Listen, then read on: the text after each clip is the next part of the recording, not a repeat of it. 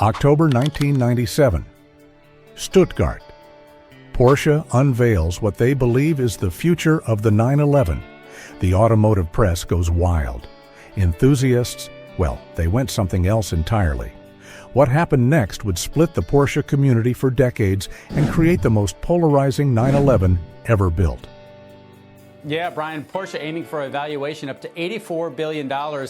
That would equal the... This is the story of the Porsche 996, the car that saved Porsche, scandalized purists, and might just be the last great analog sports car bargain. We are about to tell you why everyone got it wrong. To understand why the 996 was so controversial, we need to go back to 1993. Porsche was dying. The company had just 14,000 sales worldwide. The 993, beautiful as it was, cost a fortune to build with its hand-assembled air-cooled flat six. Meanwhile, BMW was eating Porsche's lunch with the M3, and Mercedes was preparing the SLK. Stuttgart needed a miracle, or they needed to sell the company. Enter Harm Lagaay, Porsche's head of design, and a team of engineers with an impossible brief. Create a 911 that's cheaper to build, more reliable, more powerful, and appeals to a broader audience. Oh, and do it without losing the soul of the 911. What they created was revolutionary, and that was precisely the problem. August 1997, and the automotive world gets its first look at the Type 996. The reaction was immediate.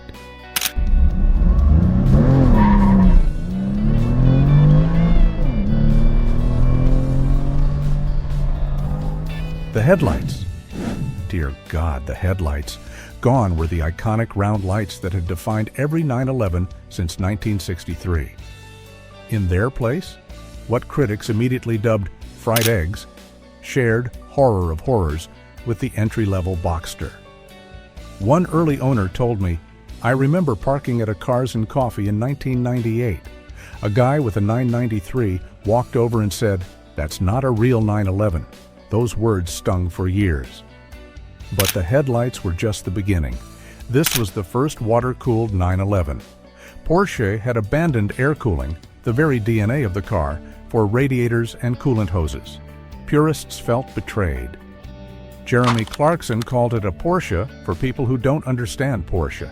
Automobile Magazine's reviewer wrote, "It's faster, quieter, and more comfortable. It's also less of a 911. The irony? Almost everything they criticized would later become the blueprint for every modern sports car. Here's what the critics missed in 1997. The 996 wasn't just different, it was better in almost every measurable way. The M96 water-cooled engine produced 296 horsepower in base form, 14 more than the 993's air-cooled unit. More importantly, it did it with better fuel economy, lower emissions, and yes, despite what purists claim, greater reliability in normal driving conditions. The chassis was 45% stiffer than the 993. The weight distribution was improved, the interior was roomier, the trunk was actually usable. This wasn't a compromise, it was evolution. But the real revelation was on the road. Remove the badge, ignore the headlights, and focus purely on the driving experience, and you'd find something magical. A 911 that had lost none of its character but gained everyday usability. A track instructor from that era remembers students would show up in their 996 expecting sympathy.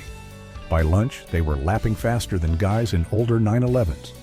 The car was just more forgiving, more confidence-inspiring. The 996 introduced PSM, Porsche Stability Management. Purists scoffed, insurance companies celebrated, lives were saved. The 911 was becoming safer without becoming soft. But then came the IMS story, the intermediate shaft-bearing failure that would haunt the 996's reputation for decades. Yes, some 996s suffered IMS-bearing failures. The failure rate?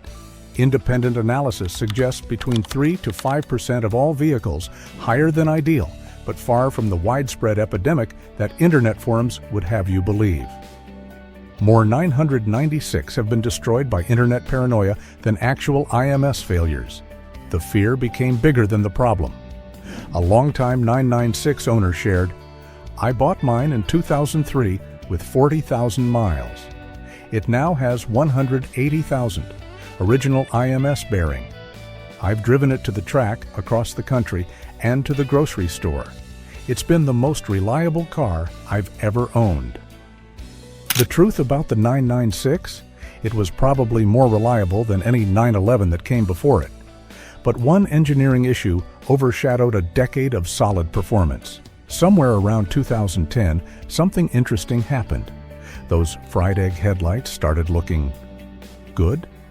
What once seemed like a radical departure now looked like thoughtful evolution. The 996's clean lines aged gracefully, while the more ornate designs of its era began to look dated. The design that was too radical for 1997 felt perfectly modern in 2010. And in 2024, it looks timeless. The 996 family expanded into something remarkable. The base Carrera, the sublime Carrera 4S, the track-focused GT3 with its legendary Mezger engine, and the ultimate expression, the GT2. Each variant told a different part of the 996 story, but they all shared something crucial. They were the last 911 that felt connected to the road without electronic intervention dominating the experience. A current owner explains, "My 996 talks to me in a way modern Porsches don't. I feel the road, hear the engine, sense what the car wants to do next. It's analog in the best possible way." Here's the cruel irony of the 996 story. It became the car Porsche purists claimed it couldn't be, the last accessible 911. While 993 values soared into six-figure territory and 997s followed suit, the 996 remained attainable. For years, you could buy a clean example for the price of a new Camry. This wasn't just about money, it was about access to the 911 experience. The 996 democratized Porsche ownership in a way that's simply impossible today. A young enthusiast recently told me, "My 996 was my first Porsche. I bought it at 25 for $25,000. It taught me everything about rear engine dynamics, about precision, about what makes a sports car special. I could never afford that education today." The 996 did something remarkable.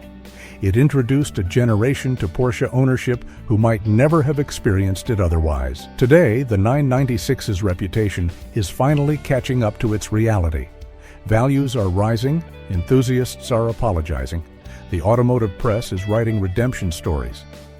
The Porsche 996 wasn't the betrayal of 911 tradition, it was its salvation. It kept the company alive during its darkest period. It introduced technologies that would define modern sports cars. It maintained the 911's essential character while making it accessible to a new generation. The most misunderstood 911? Perhaps, but also potentially one of the most important. The 996 taught us that tradition isn't about standing still. It's about moving forward while staying true to what matters. The Porsche 996, criticized for being different, celebrated for being excellent. The car that saved Porsche and earned its place in history, 1 mile at a time. What do you think? Was the 996 misunderstood, or was the criticism fair? Let me know in the comments, and don't forget to subscribe for more stories from the golden age of automotive culture.